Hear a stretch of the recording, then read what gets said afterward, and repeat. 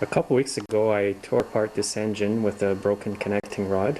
I did decide to order a new rod. I did receive the rod yesterday, a brand new OEM Tecumseh rod. This rod here is part number 353738. It's a bit odd to see a 9 horsepower, but it came off of an Arian snowblower. So the numbers here on the rod are the same as the old rod. You have to make sure when you order a rod that you order the right part number, because different Tecumseh engines have a different part number for their connecting rods. So I made an X here with my marker just to make sure that I remember the way it goes in the engine. So you have to remember that the numbers on the rod here go on the exterior side of the sum cover like this. I'm going to clean the piston on my wire brush here.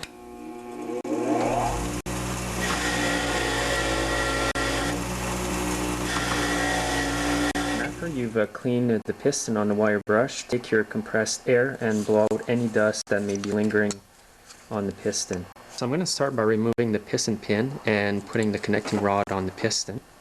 So just grab the pin like that and remove it. And do the same on the other side.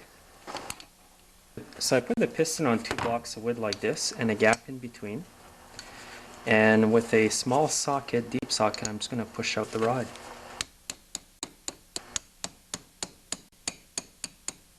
So here's the old rod, it's removed, and now I'm going to reassemble the new rod. You don't have to remove the rod all the way, you can leave it in like that. I'm going to put a bit of oil here where the pin goes. You can use any kind of oil for this. All the numbers here will be facing where you've marked your piston. And just put the rod in like that. And now just put the piston on the other side. And now with a piece of wood on top of the pin, just tap it.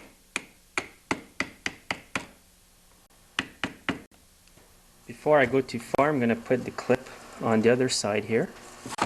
Just grab your clip with your needle nose pliers and then insert it in and then twist on the inside.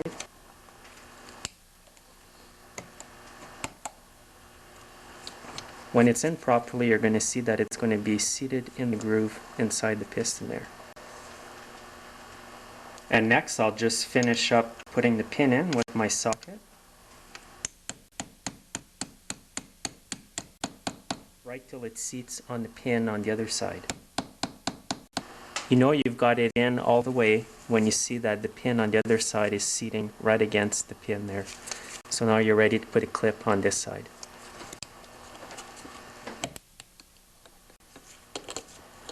And there we go, that's installed.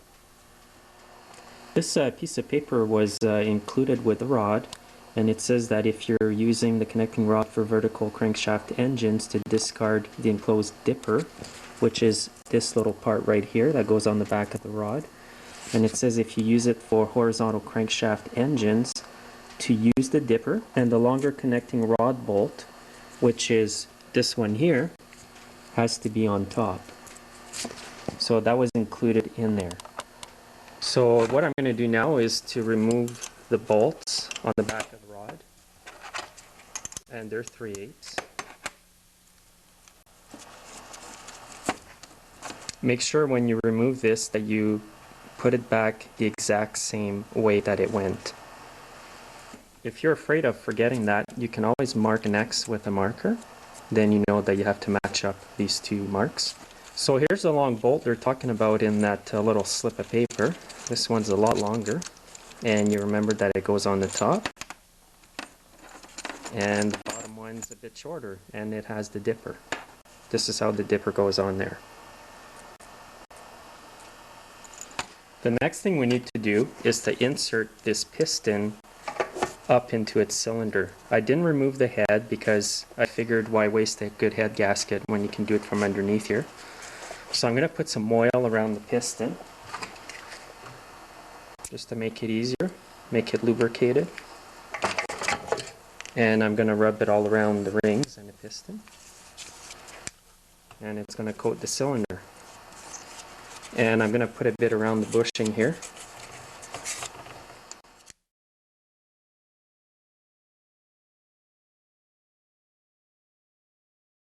And I still have my marks on the piston, remembering that these face toward me when I put it in. So I'm going to put this in now, and also make sure before you insert it that the gap in the rings is spaced. You don't want all the gaps to be lining up. And we'll move them like that. Now you're going to have to squeeze the rings to get them in there. So start with the top ring and squeeze it with your fingers.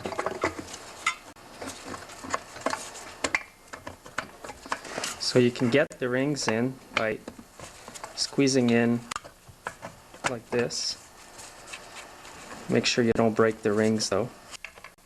It's a little harder doing it this way than from the top down. But I've done it this way many times.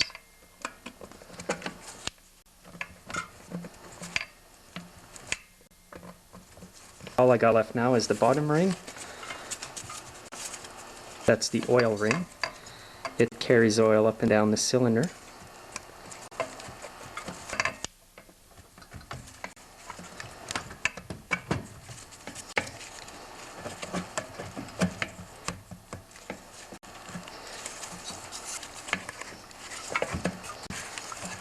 If you move the piston left and right when you're putting the rings in, it's a lot easier.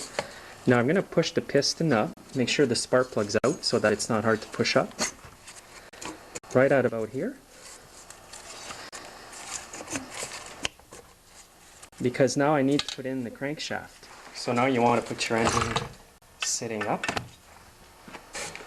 Now before you put your crankshaft in, put a bit of oil on the shaft here and over here and on this side. And the side of the keyway is what you're going to put in first.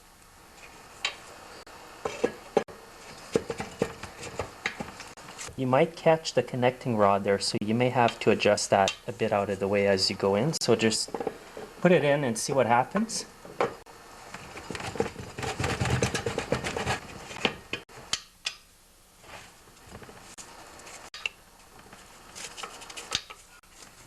You may have to go in and turn the rod either this way or that way to line it up on the crankshaft.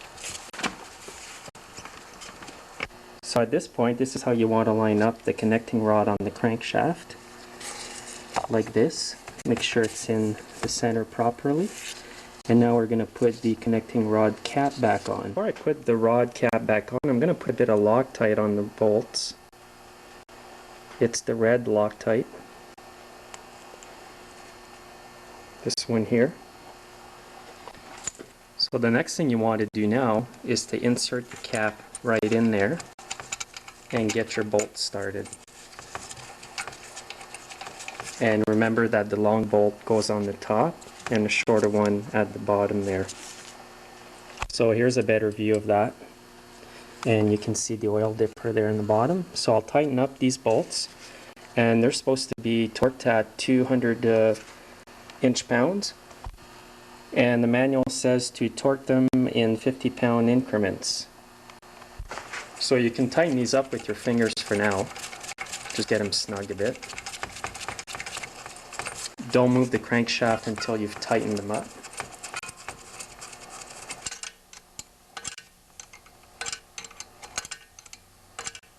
I'm just going to snug them up with a ratchet for now.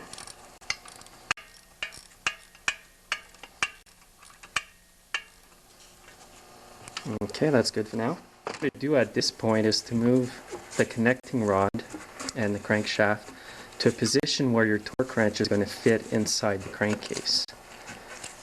So I think here will be a good spot. Make sure your dipper is in properly like that.